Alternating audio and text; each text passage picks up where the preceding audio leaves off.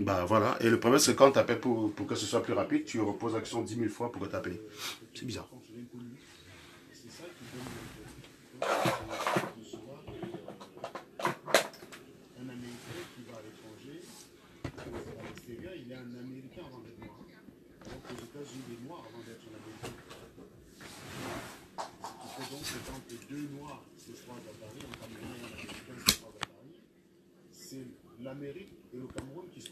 Attends, je vais te rappeler dans quelques... Je te rappelle dans quelques secondes. C'est pareil, d'ailleurs, un noir américain qui arrive au Cameroun, sur place, camerounaise. Mais maintenant, il faut vivre aux États-Unis pour savoir que les noirs américains, en général, c'est des abrutis. Donc, c'est pour ça que vous verrez rarement une Camerounaise américaine. Avec un noir américain, il préfère aller chercher un Camerounais au Cameroun. Parce que c'est beaucoup plus compliqué que ça. Tous les noirs américains, c'est pas Jay-Z, c'est pas P. Diddy, en fait. Hein. Ça, c'est pas du tout ça. Donc, les noirs américains, ils pensent qu'à leur gueule, ils n'ont aucun intérêt pour l'Afrique. Donc une Africaine qui va épouser une Nord-Américaine en pensant que elle conserve, quoi, en pensant qu'elle se dit voilà, c'est un noir comme moi. Non. Ceux qui sont souvent les plus racistes envers les Africains qui arrivent aux États-Unis, c'est les Noirs américains. Les Blancs sont même plus tolérants que les Noirs américains. Les Noirs américains sont même d'ailleurs ceux qui ne se gênent pas à dire que vous sentez en fait. Le blanc, même si tu sens, avec l'histoire que le blanc a derrière lui, la traite négrière, la colonisation et tout ça, le noir, il fait attention à ce qu'il dit. Le blanc, il fait attention à ce qu'il dit au noir aujourd'hui avant de parler. Il fait très attention. Mais le noir, non. Le noir, il ne se gêne pas. Sous prétexte qu'il est noir au même titre que toi, il va te dire exactement ce qu'il pense, même si c'est brutal. Et au final, tu ne pourras pas l'accuser de racisme. Tu ne peux pas l'accuser de racisme. C'est une question de culture, ça revient toujours au fondement, ce que toi et moi on explique tous les jours. Un noir qui soit aux États-Unis ou qui soit au Cameroun, il reste noir. Le problème, c'est que le noir américain, comme j'expliquais il y a quelques semaines, que la tendance d'une société est dictée par la majorité. C'est pas la minorité qui dicte ça. Ça veut dire que si tu es au Cameroun et tu es quelqu'un qui... Si tu es au Cameroun et tu es un monsieur propre, que tu es très propre au Cameroun, il n'en demeure pas moins que ta propriété est très rapidement annulée par la saleté que tu croises à l'extérieur. Voilà. C'est d'ailleurs pour ça que certaines personnes ont trouvé comme solution, c'est de faire des barrières qui font 6 mètres de hauteur. Vous ne trouverez aucune barrière de ce type à l'étranger, dans des pays normaux. Par exemple, dans l'état de New York, votre barrière, le muret que vous avez à l'extérieur n'a pas le droit de dépasser plus de 30 cm. Ça dépasse 30 cm, la mairie peut venir casser. Donc, elle n'a pas le droit de dépasser plus de 30 cm de hauteur. Ça, c'est déjà clair. Donc, mais au Cameroun, les mecs, ils font des barrières à 6 mètres. Pourquoi? Parce que c'est le seul moyen d'être propre chez soi, sans être influencé par la saleté qu'il y a à l'extérieur. Et c'est ça qui est soit marrant, parce que c'est les mêmes personnes, quand on dit que c'est sale, qui sont les premiers à venir nous dire qu'on insulte notre pays, ou je ne sais trop quoi. Enfin bon, on n'insulte pas quelque chose qui est assez ridicule, quoi. C'est qu'une chose ridicule, elle parle d'elle-même. Voilà. Donc, le Cameroun, c'est un pays sale. Vous aurez beau être propre, il sera sale. Voilà. Et les Américains, les Noirs américains, ils sont ce qu'ils sont, parce qu'ils vivent dans une société majoritairement éduquée. Voilà. Les Noirs américains, tu prends les mêmes, tu les mets en Afrique, ben, ils sont les mêmes. Regardez, il suffit de regarder aux États-Unis, dans le continent américain. Vous avez des Noirs, mais vous avez des Noirs partout. Mais les seules îles où le noir et le blanc cohabitent, c'est les seuls qui s'en sortent bien. Pourquoi Haïti est malheureuse? Haïti est une île 100% noire. Il n'y a pas de blanc à Haïti. C'est une île, c'est un morceau d'Afrique en Amérique. C'est une île 100% noire. Et forcément, c'est exactement comme au Cameroun. La République dominicaine qui est juste à côté sur la même île, où il y a des blancs, le reste de la colonisation espagnole, c'est pas du tout pareil. Vous voyez ce que je veux dire? Il n'y a aucun accès au terre-mer. C'est pas du tout pareil. Donc c'est pour ça que le noir qui soit en Amérique ou qui soit en Afrique, c'est la même chose. Les noirs, ils n'aiment pas les noirs, point barre. Donc les noirs américains, même entre eux, ils s'aiment pas. Les seuls moments où tu les vois en unité, c'est quand on a flingué un Américain et que les mecs, ils sortent pour pleurer en disant que oh, nous les Africains d'Amérique, on nous déteste. Mais tu ne verras pas un seul qui fasse la démarche d'essayer de comprendre ce qu'est l'Afrique. Il n'y en a aucun. Ceux qui ont été en Amérique et ceux qui y sont allés, ils peuvent vous le dire, hein, je raconte pas n'importe quoi. Prenez un noir américain dans la rue, vous demandez, vous prenez un pays d'Afrique qui est près de la mer, parce que ces noirs-là, forcément, ils venaient des pays qui étaient proches de la mer. C'est pas, ils ne pouvaient pas venir du Tchad ou du Niger. Non, c'est trop loin à l'époque. Vous imaginez traverser tout le Cameroun. Il faudrait que tous les noirs du Sud soient terminés pour qu'on en arrive là. Donc forcément, quand tu regardes, les noirs américains, ils sont issus des pays qui étaient côtiers, Sénégal, Côte d'Ivoire, Guinée-Conakry, Cameroun, Nigeria, Ghana, Congo, Guinée équatoriale, enfin tous ces pays qui sont près de l'eau. Ces noirs venaient de là majoritairement. Mais vous ne verrez pas, vous ne verrez pas une seule personne faire la démarche d'essayer de comprendre, ne serait-ce comment est fait l'Afrique. Vous posez la question à un noir américain, il ne connaît pas l'Afrique. Il ne connaît pas. Moi, j'ai eu l'expérience plusieurs fois. J'étais à chaque fois effaré. Moi, j'étais convaincu quand je les voyais rappeler leurs racines africaines dans leurs chansons, dans la chanson des rappeurs.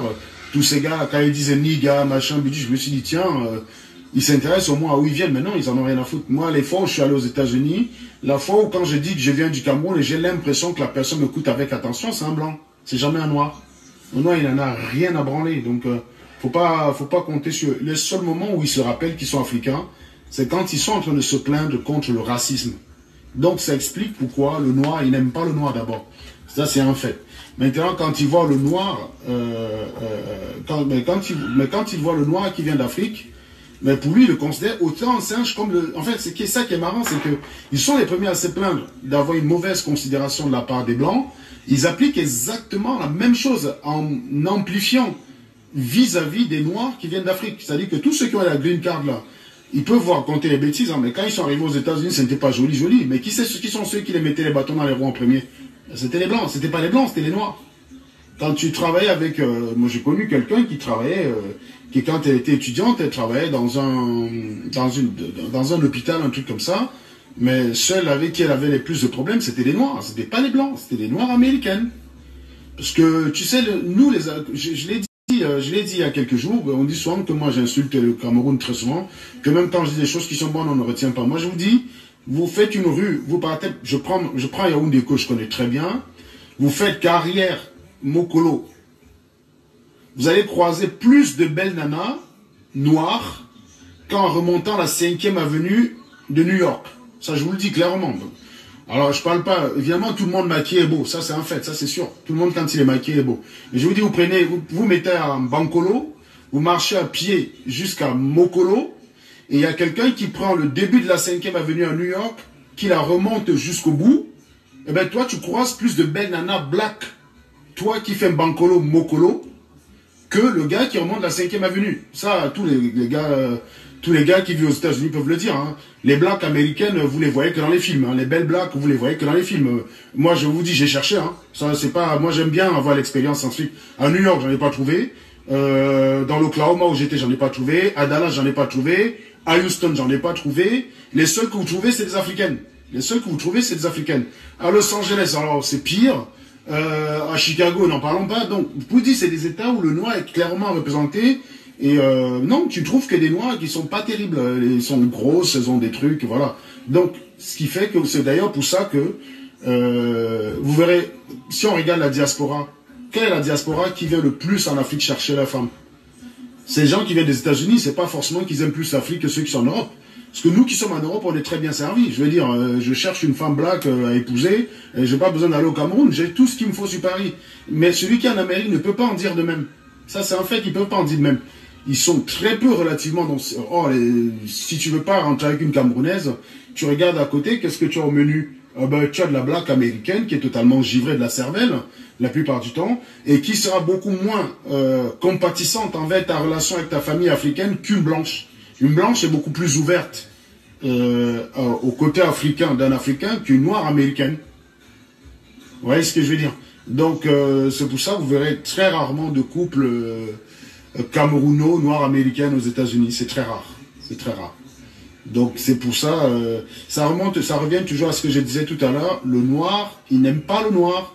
Si le noir aime le noir, il y a beaucoup de choses qu'il ne peut pas trouver normales. Le noir, il est ingrat, c'est-à-dire que il oublie d'où il vient, c'est clair, il oublie d'où il vient. D'ailleurs, je suis accusé sans doute parfois d'oublier d'où je viens parce qu'en fait, j'emmerde les mecs qui veulent m'amener dans des débats qui sont cons. Quand tu dis que le Cameroun est sale, on te dit que tu renies tes origines, c'est pas ça le sujet, donc je vais pas perdre le temps là-dessus. C'est la raison pour laquelle je dis oui, j'ai renié, je m'en fous complètement. Mais un mec qui a renié ses origines, vous réfléchissez 2 secondes, il ne fait pas tout ce que je fais là. Donc si on va revenir par exemple au cas de Patrice Ganon. Patrice Ganon, c'est un écrivain camerounais, donc naturalisé américain. De toute façon, il faut que j'explique un peu à des Camerounais qui sont parfois très stupides le pourquoi certains peuvent se naturaliser. Dans ceux qui se naturalisent, il y a des gens qui se naturalisent parce qu'ils veulent clairement quitter l'origine camerounaise. Parce qu'il n'y a rien à tirer.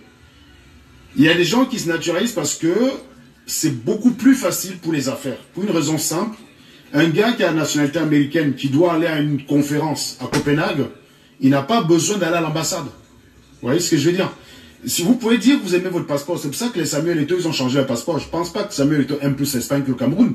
Samuel Eto'o, il est camerounais, il a tous les défauts qu'on peut lui imputer, mais il aime le Cameroun et je suis certain qu'il aime le Cameroun plus que l'Europe. Simplement, il vient en Europe parce que l'Europe lui apporte de l'argent. Le Cameroun ne lui aurait pas donné tout ce qu'il a là, donc il ne faut pas déconner non plus. Il ne faut pas demander aux gens de cracher dans la soupe.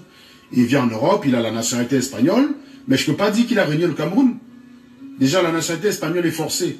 Quand tu es un joueur en Espagne qui gagne une certaine somme d'argent pour des raisons fiscales, tu es obligé d'avoir la nationalité. Sinon, une bonne partie de ton pognon reste en Espagne, ce qui n'est pas le souhait de Samuel Eto'o. Samuel Eto'o n'a pas envie de gagner 100 millions en Espagne et il laissait 90 millions.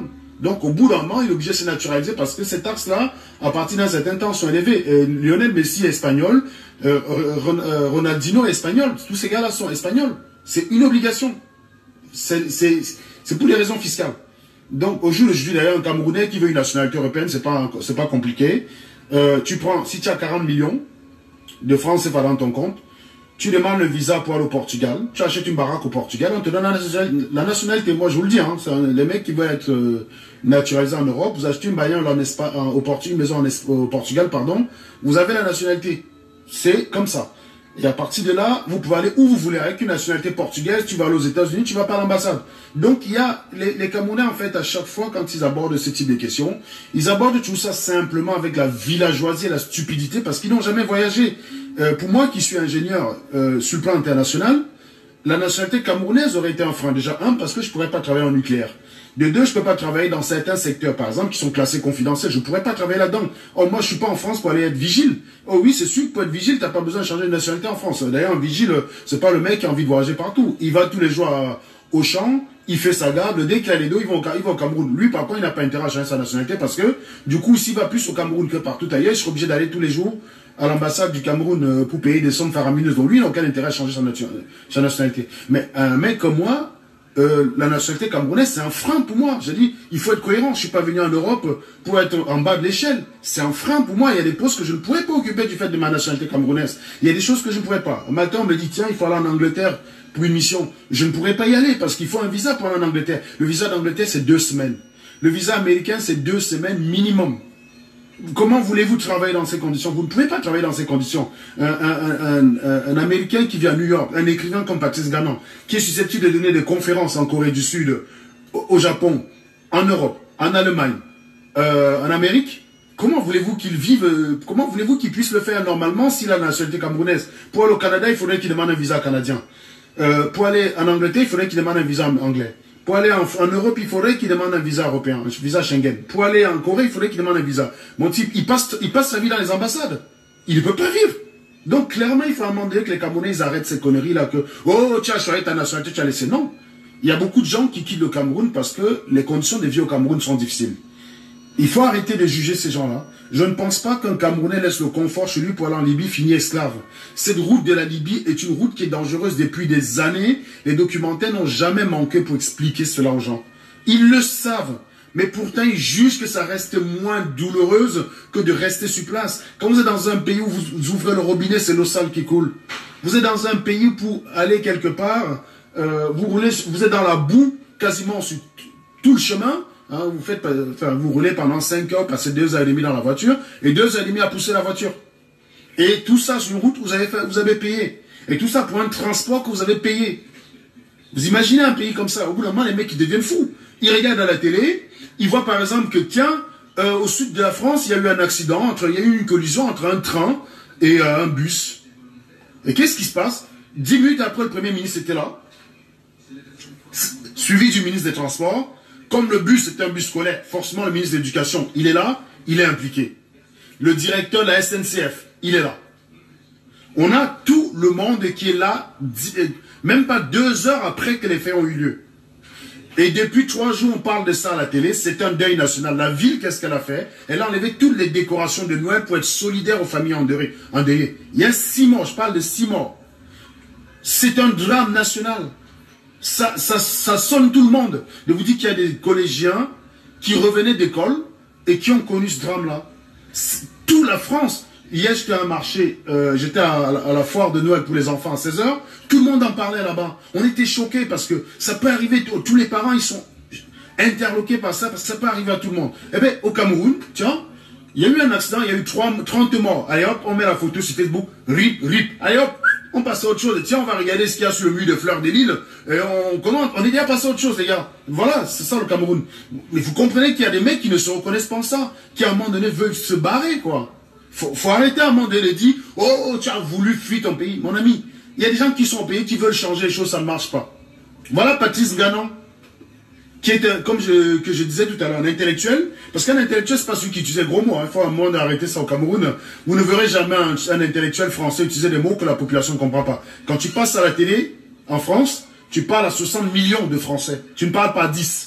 Si tu viens à la télé parler à 10 Français, on ne t'invitera jamais. Donc les gars comme on a Guinée, personne ne peut les inviter sur une chaîne en Europe. J'ai dit, il y a plus de chances qu'on invite un pousseur camerounais sur une émission de télé en France qu'au Guinée. Notre ami, comment il s'appelle, Rémi Gono l'a appris à ses dépens. Rémi Gono au départ commençait à sortir des gros mots français. On lui expliquait que mon petit coco, si tu as envie de faire, tes pas dans la télévision, à la radio française, va falloir que tu adaptes ton français, mon cher ami. Ça, c'est un français qu'on en parlait ici il y a 600 ans. Donc il y a beaucoup de jeunes qui sont en France qui connaissent pas ces mots-là. Et clairement, ils n'en ont pas besoin pour fabriquer des Airbus A380. Ils n'en ont pas besoin pour fabriquer des TGV. Ils ont besoin de parler, de communiquer, d'être compris. Terminé. Donc les gros mots, ils en ont strictement, mais alors strictement rien à branler, quoi. Mais rien à branler. C'est ça qu'on attend d'un intellectuel. C'est qu'il parle pour toute la population et non pas pour tout le monde.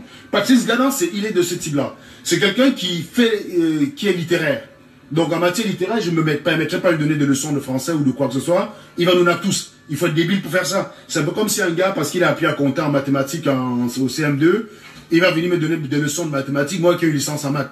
Mais il faudrait que le gars soit normal. Je veux bien que au Cameroun, on achète tout. Mais enfin, tu ne te retrouves pas en licence en maths si tu connais pas grand-chose. Enfin, je veux bien qu'on achète des choses. Je veux bien. Mais il y a des choses qui ne mentent pas. Tu peux pas te retrouver en licence en maths si tu ne connais pas. Donc, si tu es un gars qui fait CE2 et tu vois, je fais une erreur en mathématiques, dis-toi que c'est un lapsus. Tu peux pas te dire que je me suis planté là-dessus. C'est pas un diplôme qu'on donne, c'est comme un diplôme d'ingénieur en France. Ça ne se ramasse pas. Il y en a plein qui sont grillés. On ne donne pas ça aux gens. Médecin en France, ce n'est pas ramassé. Il n'y a pas un mec qui est en train de passer dans la rue, on dit tiens, viens, là, prends la blouse et tu deviens médecin. Non, c'est un mec qui a dû valider un certain nombre de prérequis. Donc ses connaissances ont été confirmées. Pour autant, l'homme est humain. Hein. L'homme, ça n'est qu'un être humain et qui peut faire des erreurs à tout moment. Voilà. Donc, Patrice Ganon, c'est un écrivain. Il a un langage vulgaire. Et sincèrement, moi, je suis plus proche de ce type de personne. D'ailleurs, moi, j'ai un langage vulgaire. Parce que si je commence à vous faire des métaphores scientifiques en thermodynamique, mécanique du fluide, je pense qu'il n'y a que le gars qui a fait mécanique du fluide qui va comprendre ce que je dis. Parce que même le physicien qui a fait électromagnétisme, il ne comprendra rien. Pourtant, il a un doctorat en physique. Donc, quand tu parles et que tu parles pour 3 personnes, tu ne communiques pas. Moi, je mets parfois 15 minutes pour rédiger un post. Hein. Bon, c'est vrai que je suis un peu assez rapide pour écrire. Hein. Les longs posts que vous voyez là, je mets 15 minutes. Donc, je mets plus de temps à taguer les gens sur mes posts qu'à écrire le post en lui-même. Donc, je mets à peu près 20 minutes pour écrire un post. C'est quand même du temps que je prends. C'est pour être compris. Je fais pas ça pour écrire, pour impressionner les gens. Je veux que le pousseur, quand il lit mon post, il comprend ce que j'ai dit.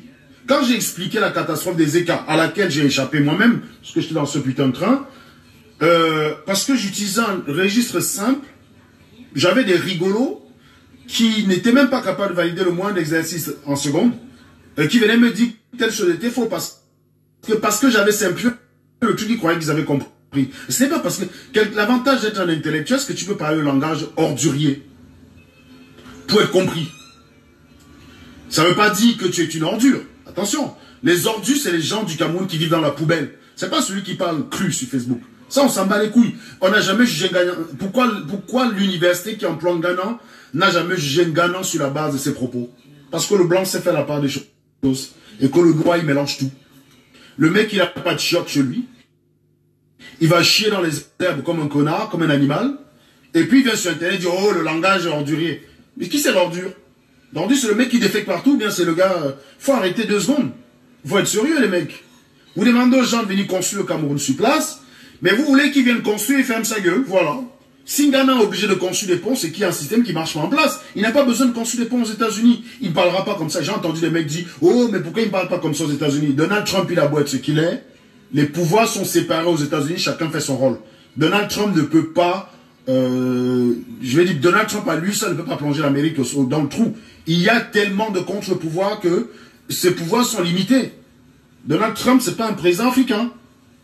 Il dit, d'ailleurs, vous avez vu l'expérience il y a quelques temps. Il a bloqué les frontières en disant, je ne veux plus musulmans chez moi. Qui c'est qui a cassé sa décision? Un juge. C'est un juge qui a cassé sa décision. Et Donald Trump, il a fait quoi? Ben, il en a pris acte. Tu peux rien faire. Les filles qui sont souvent en France, qui sont sans papier, ils sont bien placés pour le savoir. Il y a beaucoup de filles là qui étaient sans papier, que la préfecture leur a balancé une OQTF, c'est-à-dire une obligation de quitter le territoire français. J'en connais par exemple 2, dont Tatiana Kamgé, la leader de FCCLC. On les balance une autorisation de quitter le territoire français. Mais qu'est-ce qu'ils font? Tu vas voir un juge, tu présentes ton dossier, le juge il se base sur la loi. Et la loi ne regarde pas qui est français, qui est chinois. Non, la loi c'est les humains. Elle est la même pour tous en France. Faut pas croire qu'il y a une loi pour les noirs qui viennent d'Afrique et une loi pour les blancs. La loi est la même pour tous. Le juge il est là pour dire voilà, cette fille a un enfant français, ça, bon, déclaré par un faux père, on sait tous comment ça se passe. Déclaré par un faux père, mais l'enfant il est français. La loi dit, parent d'un enfant français, tu as le droit de vivre en France. Donc le juge, il se base là-dessus, et il demande à la préfecture de te donner les papiers, la préfecture ne discute pas. Même Macron, il ne peut même pas contredire cette décision. Séparation des pouvoirs.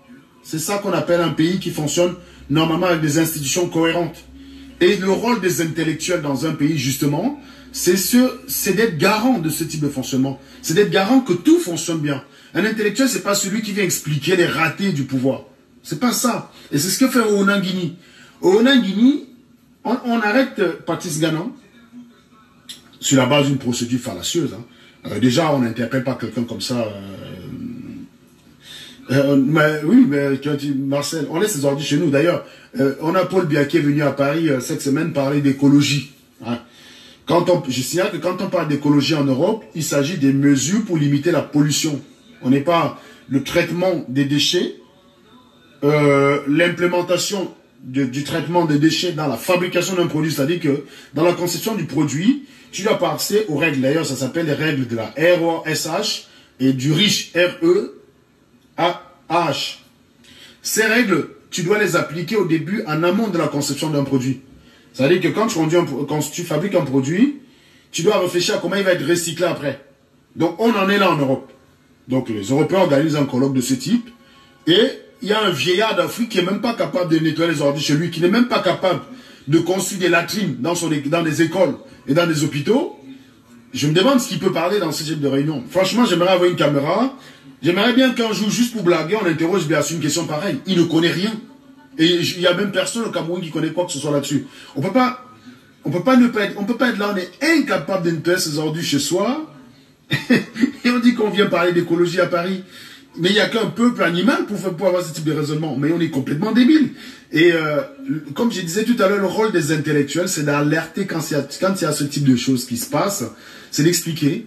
C'est de faire avancer les choses correctement. Ce n'est pas d'être complaisant vers le régime. Ça ne paye pas. Voilà. Et Onanguini, par exemple, il vient expliquer que le fait de détenir 2 passeports est un crime. Ben non. Dans le code de la naturalisation qu'a écrit son père, c'est une affaire qui relève du civil. Donc déjà, ça ne justifie pas une arrestation. Ça ne rentre pas dans la catégorie de faux et usage de faux. Parce que le passeport a été délivré par une autorité qui avait mandat pour le délivrer. Le passeport de Patrice Ganan a été délivré par le gouvernement camerounais, qui est légitime pour délivrer les passeports. Le passeport américain de Patrice Ghana a été délivré par le gouvernement américain qui est légitime pour délivrer ce type de passeport. Donc, Ghana n'est pas dans le cadre de l'usage du faux et de l'usage de faux. C'est faux. Donc, un juriste qui dit ça, c'est un animal. Il connaît rien au droit. Il a beau s'appeler professeur, mais une fois que vous enlevez les gros mots qu'il utilise dans son langage pour perdre les Camerounais, vous savez, vous pouvez ne rien dire, mais vous prenez 150 gros mots, vous alignez, vous en faites un texte. Ce n'est pas parce que c'est parce que vous ne comprenez pas ce qu'il a dit. Mais si vous prenez l'effort de regarder un dictionnaire, ben vous comprenez très bien que ces mots, ça ne veut strictement rien dire. En latin, on dit toujours que la meilleure des explications, c'est celle qui est la plus simple. Vous ne verrez nulle part un mec dit que la meilleure explication, c'est celle qui est la plus complexe. Non. Donc, la meilleure explication d'un phénomène, c'est celle qui est la plus simple. Point. On n'est pas là pour compliquer les choses. Quand on passe à la télé, normalement un intellectuel qui passe à la télé pour parler aux Camerounais, c'est un intellectuel qui parle à 23 millions de Camerounais. 23 millions de Camerounais, c'est pas des docteurs en droit. C'est pas des docteurs en politologie, c'est pas des docteurs en épistémologie, parce qu'ils utilisent beaucoup un peu... Rubis, ça va? Tu pourras prendre la parole, je l'expert tout à l'heure, hein, si tu veux prendre la parole, je compte sur toi pour prendre la parole quelques minutes. C'est toujours utile.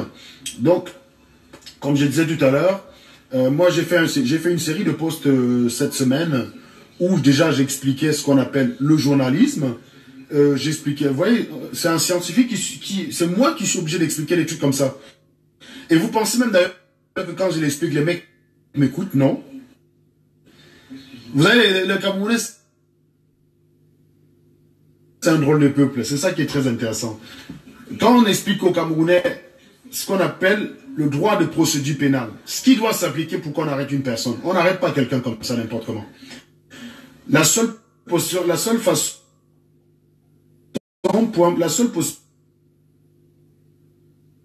qu'on vous arrête sans mandat, c'est qu'il y a un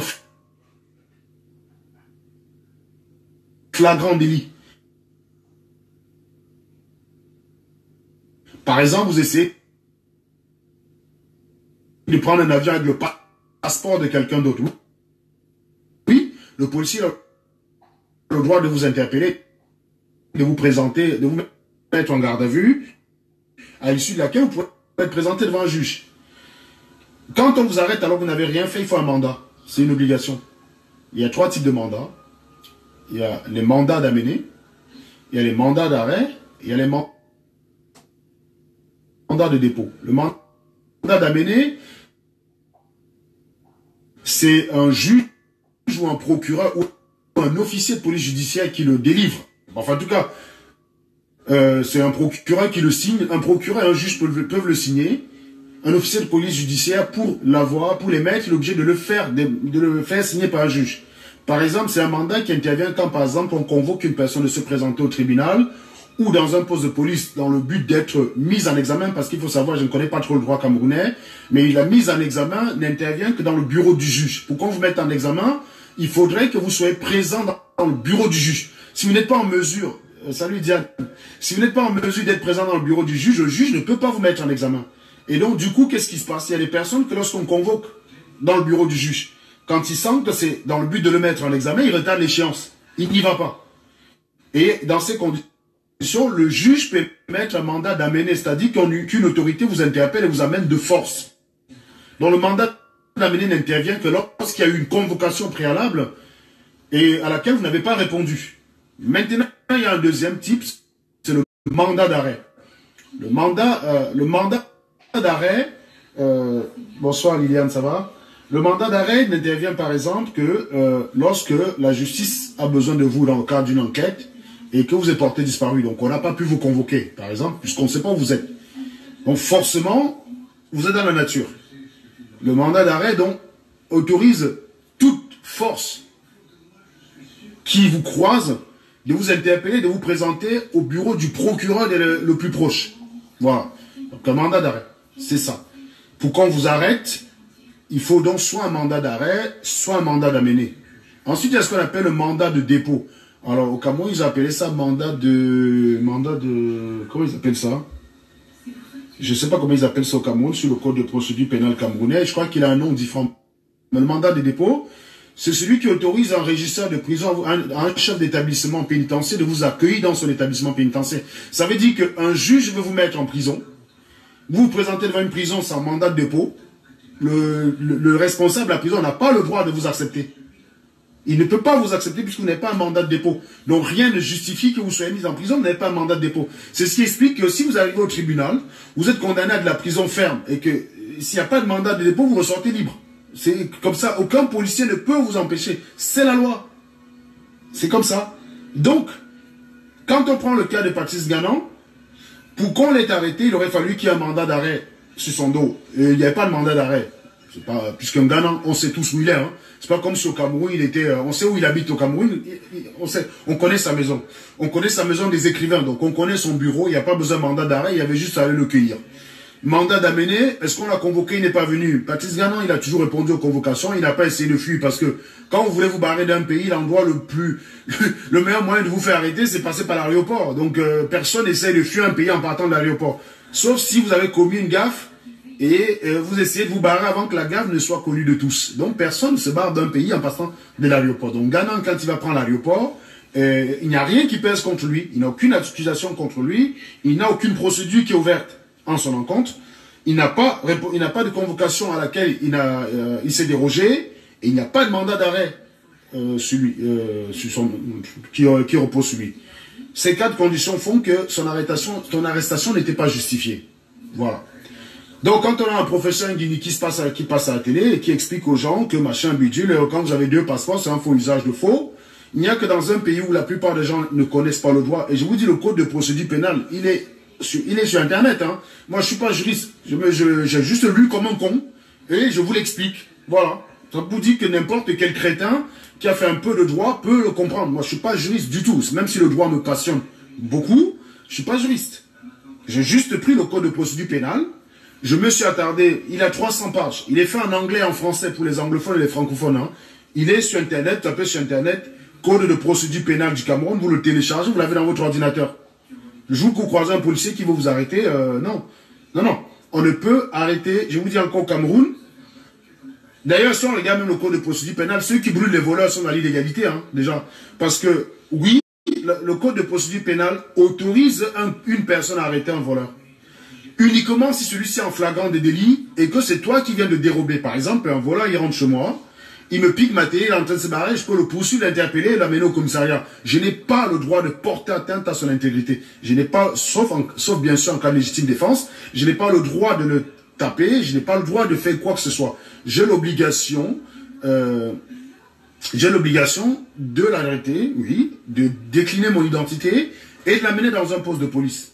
C'est comme ça que le code de procédure pénale dit. Par exemple, en France, vous n'avez pas le droit.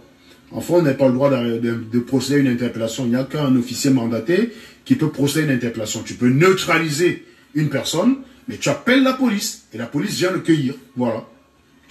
Là, on ne dit pas que tu as arrêté la personne. Tu ne l'as pas interpellé, tu l'as neutralisé. Une interpellation, ça veut dire tu arrêtes une personne et tu l'accompagnes dans des bureaux. Il n'y a qu'un officier mandaté qui peut le faire. Personne d'autre ne peut le faire. Voilà. Et en plus, vous qui interpellez un voleur chez vous, il n'est même pas tenu de vous donner son identité parce qu'il n'y a qu'un officier assermenté qui peut recueillir l'identité d'une personne. Les contrôleurs, par exemple, qu'il y a dans les trains en France, ils ont une accréditation qui leur permet de recueillir l'identité d'une personne qui n'a pas son billet dans le train. Sinon, il n'y a qu'une personne assermentée qui peut le faire. Donc, il faut une accréditation pour ça, de la justice. Hein. Donc, ce qui fait que quand vous arrêtez un voleur chez vous, vous lui demandez comment il s'appelle, il n'est pas obligé de vous donner son nom. Rien n'oblige de vous donner son nom parce que vous n'êtes pas mandaté, vous n'avez pas l'autorisation. Vous n'avez pas les droits de lui demander son nom. C'est la loi, c'est comme ça. Et dans un pays qui fonctionne normalement, la loi est écrite pour être respectée. Si un pays écrit des lois et les bafoue elle-même, ça devient la jungle. Et donc, on ne peut pas dire que le Cameroun, c'est un pays dans le sens que ils se cassent la tête à écrire un code de procédure pénale qui fait 301 pages très exactement et ils ne l'appliquent pas. C'est incroyable. Ça veut donc dire que, je l'ai expliqué d'ailleurs sur un post dernièrement, que voilà,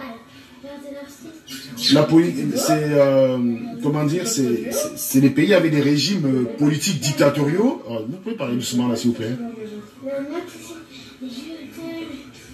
Donc voilà.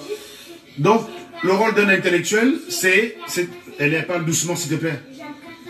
Wow. Le rôle d'un intellectuel, c'est justement, dans ces procédures-là, de noter tout ce qui est normal et qui n'est pas normal et d'expliquer, voilà, pour alerter les gens. C'est ce que nous faisons. Imaginez un seul instant le train déraillait. Imaginez un seul instant le train déraillait et je venais expliquer que, fort de mon expérience, j'ai vous signale, j'ai fait 5 ans dans le domaine du ferroviaire. C'est-à-dire que Alstom, le TGV n'a aucun secret pour moi. J'ai travaillé dans la construction du TGV et j'ai travaillé dans la fabrication des trains. Évidemment, je n'étais pas chargé d'assembler les trains. Hein. J'avais un domaine spécifique, mais qui en interface avec plusieurs domaines. Donc, à la longue, vous savez comment fonctionne le train. Vous ne pouvez pas refroidir le moteur d'un train si vous ne savez pas dire comment il fonctionne. Donc, le train n'a aucun secret pour moi. Je refroidis les moteurs de train et les freins de train.